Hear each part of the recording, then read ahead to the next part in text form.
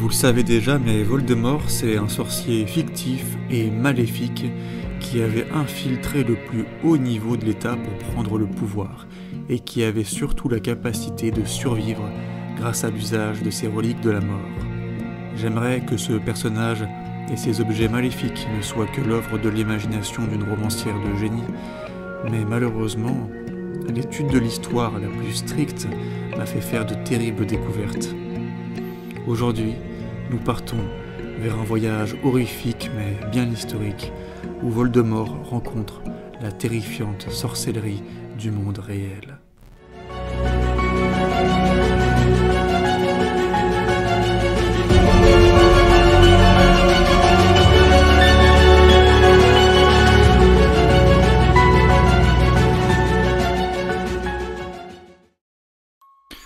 Si dans l'univers d'Harry Potter, le sorcier le plus maléfique était un homme anglais, le terrible personnage dont nous allons parler aujourd'hui est une femme française. Nul ne sait où elle a appris les sombres secrets dont nous ne pourrons dévoiler qu'une faible partie, mais une chose est sûre, l'histoire commence comme pour Voldemort par une série de meurtres abominables. Dans les ruelles sombres et tortueuses de Paris au XVIIe siècle, une atmosphère oppressante s'était installée. Des personnages puissants mouraient dans des circonstances mystérieuses et inexpliquées. Les cadavres d'hommes auparavant bien portants étaient retrouvés dans des états qui défiaient l'entendement humain, comme porteurs de maladies inexplicables, défigurés par une souffrance inconnue. La population vivait dans la terreur, sans comprendre d'où venait cette vague de malheur. Les rumeurs se répandaient comme une traînée de poudre, et les plus superstitieux commençaient à croire que des forces maléfiques étaient à l'œuvre. Et cette fois-ci, malheureusement, ce sont les superstitieux et les oiseaux de mauvais augure qui seront le plus proches de la vérité. Chez Harry Potter, ce sont des sorciers qui ont percé à jour l'œuvre du mage noir. Mais ici, c'est un moldu, un homme ordinaire, qui a utilisé les formes de pouvoir puissantes dont nous disposons, la logique et la patience. Cet enquêteur, c'est François de Grèze, un lieutenant de la police de Paris, un homme de raison et de science, qui se chargea d'enquêter sur cette série de morts inquiétantes et qui allait mettre à jour un complot si sombre que mon esprit d'homme moderne se refuse encore à y croire malgré les preuves que je ne peux plus réfuter. Et ce brillant esprit, au cours d'une enquête plus passionnante qu'un roman de Sherlock Holmes, dont nous ne parlerons pas aujourd'hui par faute de temps, mais faite de filatures, de déduction, de psychologie et d'interrogatoires peut-être un peu musclés mais nécessaires, est parvenu à remonter la piste. Tous ces nobles ont été empoisonnés. La piste remonte très très haut, et tout converge vers un sinistre individu, Catherine Lavoisin.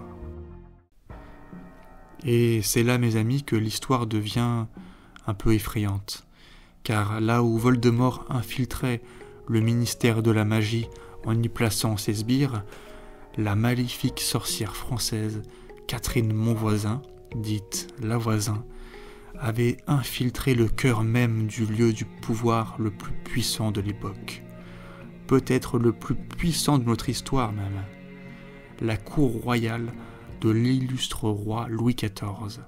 Oui, Louis XIV dit le roi Soleil, l'homme le plus puissant de la chrétienté, celui dont le règne a duré plus que tout autre souverain, et tout soleil qu'il était ne se doutait pas que la nuit avançait tout autour de lui. Alors si vous suivez mes travaux, vous commencez comme moi à le comprendre. Un soleil si éclatant ne peut qu'attirer à lui des ténèbres équivalentes. Et Lavoisin avait tissé une toile de maléfices et de trahison, infiltrant les couloirs dorés de la cour de Louis XIV. Elle fournissait des poisons et des filtres magiques à des membres de la noblesse, y compris à la maîtresse même du roi, Madame de Montespan. Tout autour du roi, elle avait donc réussi à corrompre les esprits et les cœurs de certains nobles, étendant son ombre jusque là où le soleil se lève. Vous pensez que j'exagère une simple histoire d'assassinat, que mon esprit de romancier cherche à vous duper? Mes amis, j'aurais aimé que notre histoire s'achève ici et qu'à la façon d'un reportage télévisé, l'histoire s'arrête là et se résume à une simple affaire de meurtre entre nobles. Mais notre enquêteur, notre Sherlock Holmes français bien réel, lui, a mis à jour des événements que les plus solides d'entre vous se doivent de connaître. Je ne peux pas tout vous révéler, et j'ignore comment l'enquêteur a su ne pas perdre la raison lorsqu'il a découvert les sombres secrets de la sorcière. Catherine n'était pas une simple dame qui prépare des mélanges de plantes. Catherine n'était pas une femme féministe avant l'heure qui aidait d'autres femmes à se débarrasser d'un mauvais mari en l'empoisonnant, car dans la noirceur de l'enquête, l'on découvrit son repère. Et à ce point-là, si vous croyez encore que Lord Voldemort est ce qu'il y a de pire en termes de magie noire, je vous demande sincèrement de quitter cette chaîne et de ne plus jamais y revenir. On découvrit donc son antre maudit, où les membres de son groupe maléfique se réunissaient et effectuaient d'horribles rituels. Et nous ne parlons pas de faire bouger une planche du bout des doigts, non, nous parlons ici de rituels qu'on ne peut pas montrer au cinéma, car la réalité n'a nul besoin de plaire à un public, non. Dans le repère du mal, découvert par François, qui, par miracle, n'a pas perdu la raison devant tant d'horreurs, nous parlons de mères qui comprennent en mourant de chagrin où leurs enfants avaient disparu ces derniers mois. Nous parlons ici d'un lieu dédié au blasphème, à l'insulte envers Dieu et sa création, à l'invocation des forces du mal, à l'offrande de sang innocent aux démons bannis de l'ancien monde. Et croyez-moi, quand je vous dis que l'antre de la sorcière n'avait plus aucun rapport avec l'école de Poudlard. Et je conçois, mes chers amis, que cela soit déroutant pour nos esprits modernes. Après tout, la sorcellerie, ça ne fonctionne qu'au cinéma, n'est-ce pas? Et là, ces événements sont réels. Et en effet, tout ce que nous pouvons espérer, c'est que Catherine et ses maléfiques compagnons étaient simplement convaincus d'invoquer des puissances magiques, et que toutes ces abominations soient sans autre effet que de semer la souffrance par des moyens bien humains. Espérons que la sorcellerie ne soit qu'imagination, et que ces meurtres et tortures d'innocents aient été commis poussés par des vices et de l'imagination, plutôt que pour satisfaire je ne sais quelle entité magique et maléfique, dont pour le coup, contrairement à Lord Voldemort, je n'oserais effectivement pas prononcer le nom. La petite secte, comportant un ancien prêtre ayant renoncé à la lumière, effectuait de bien sombres rituels, dans le but d'attirer à eux les faveurs du roi et de satisfaire des motivations bien humaines, accumuler de la richesse et du pouvoir. Le mystère est donc résolu. Les morts mystérieuses étaient causées par un poison que Catherine fabriquait et vendait à des nobles avides d'héritage ou de quelconque vengeance.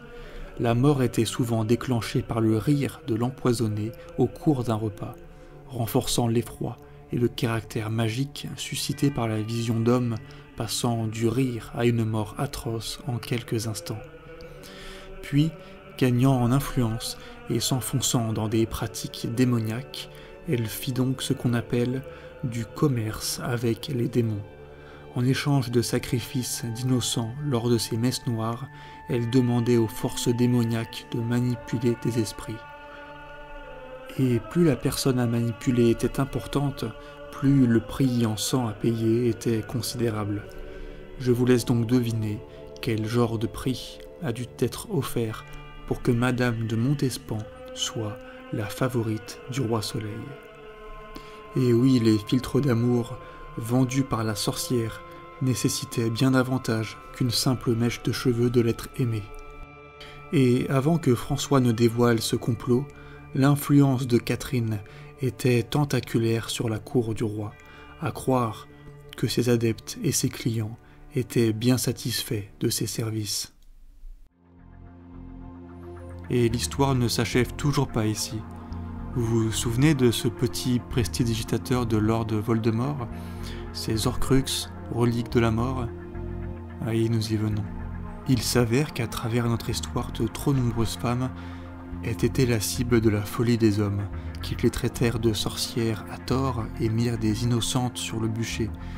Mais que Dieu me pardonne, mais mon âme trouve un peu de réconfort en imaginant cette journée du 22 février 1680.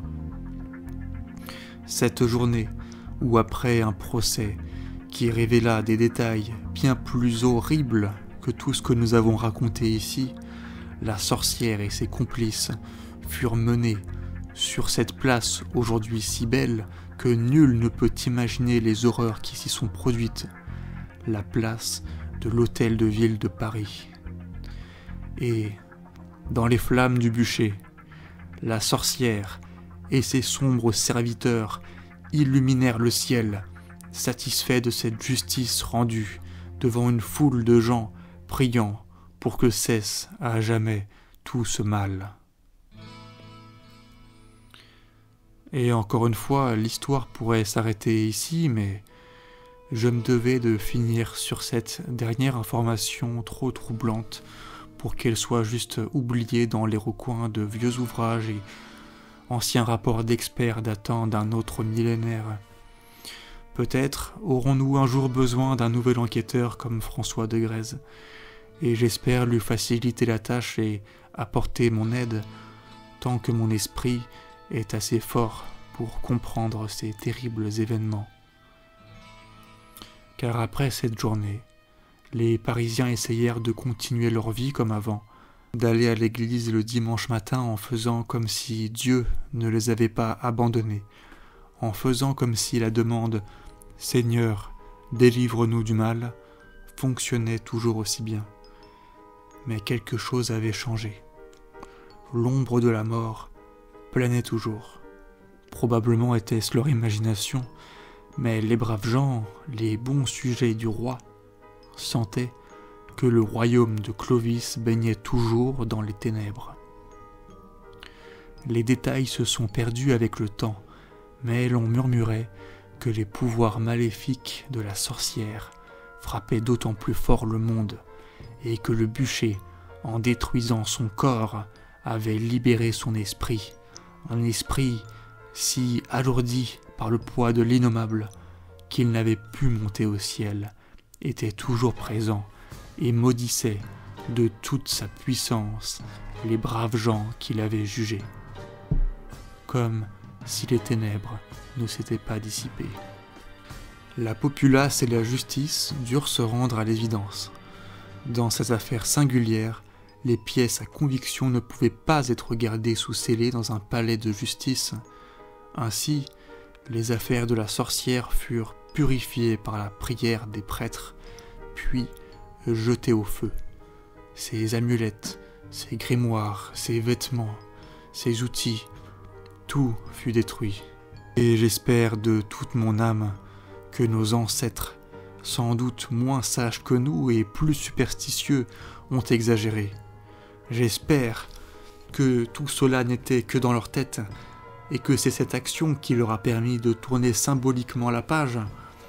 J'espère que les Horcruxes n'appartiennent qu'à Lord Voldemort, et surtout que Catherine Lavoisin, qui avait accepté de damner son âme en échange d'imaginaires faveurs venant d'on ne sait quelle monstruosité, n'avait pas survécu à travers ces objets, ces reliques, qui, rappelons-le, n'existent qu'au cinéma.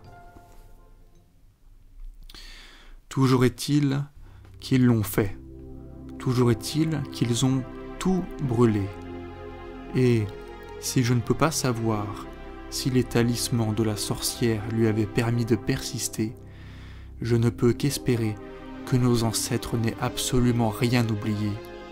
Oui, j'espère juste, même si tout ceci est de l'ordre des superstitions, que quelque part, au fin fond d'un grenier d'une maison de campagne, l'un de ces objets, égarés par l'histoire ou préservés par je ne sais quel groupe secret, n'attendent pas, depuis 400 ans, que quelqu'un ne le retrouve.